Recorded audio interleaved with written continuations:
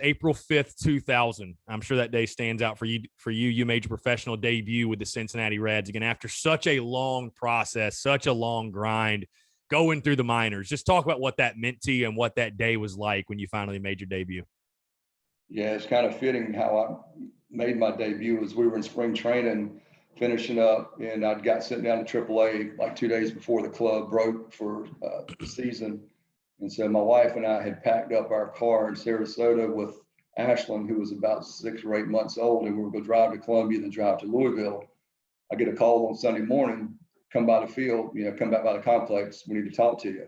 I'm like, shit, I didn't know I knew I wasn't getting released because I was doing pretty well, but I didn't know what it was about. And they sat me down and said, I got some good news and bad news.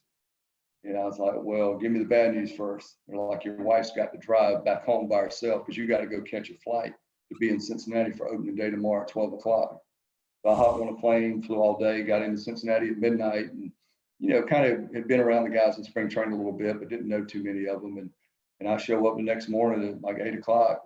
There's Ken Griffey Jr., Barry Larkin, Deion Sanders, these guys that you've always watched and looked at, and I'm suiting up going to play with them. And so it was surreal. And the first night I got up, I was going to pinch hit, and my family, my wife drove to Columbia, got up, drove, caught a flight the next morning. My mom and dad were there, left at 5, so they were in the stands, and got up to pinch hit, but the pitcher got out or something, so they double switched. I didn't hit, so I sat down.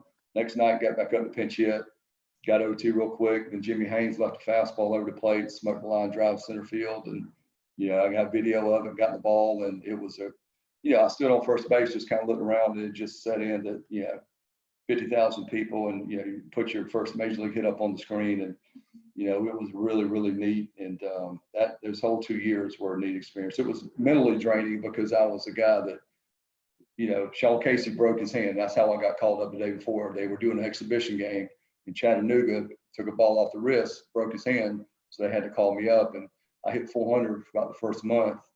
As soon as Sean Casey came back, I was back in AAA. And so that was the tough part, is knowing when you're back there that you've got to keep producing, in case somebody else goes down. And so I think that year I went up and down 5 times or so. But it was well worth it. That's why I tell any kid that's playing now, hey, if that's your dream, make them take the uniform off of you, because I got some balls and bats over there, that memories of things that happened to me that I would have never dreamed of by just, riding buses for, all night long, 12 hours, with the minor leagues. And then all of a sudden you realize you made it. It was well worth it. Yeah. And like I said, again, I mean, make them take the uni off you, and you certainly did that. And again, 85 games at the professional level, at the major league level, I should say, with the Reds, 308 average, 7 homers, 20 RBIs. Again, you more than held your own.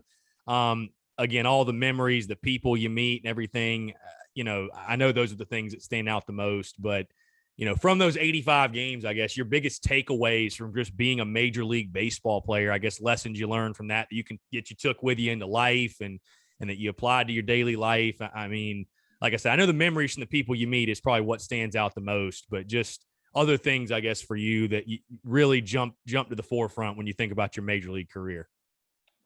I think number one is realizing that people are all the same pretty much. That whether you're Griffey Jr. or Deion Sanders, they're getting heckled, their wives are getting heckled in the stands, and then that stuff bothers them. And just watching how they're just normal people. They want to be happy, they want to be liked.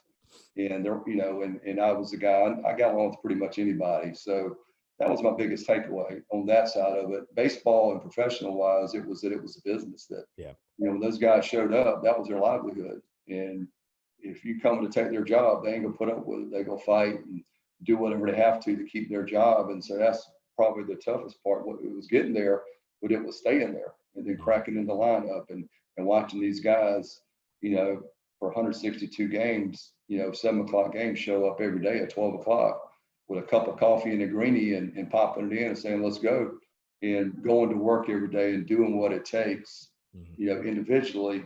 Because baseball is a team sport, it's an individual sport. You step on the field in the box, it's you and the pitcher. And watching these guys, how they went about their work and how they, bounce back from bad games. And then watching how some of the greatest players ever just go through a slump and just struggle mentally, knowing it happens to everybody. So you know, baseball, that was probably the biggest thing I took away on the field was how serious and how much it meant to these guys and the work they put in.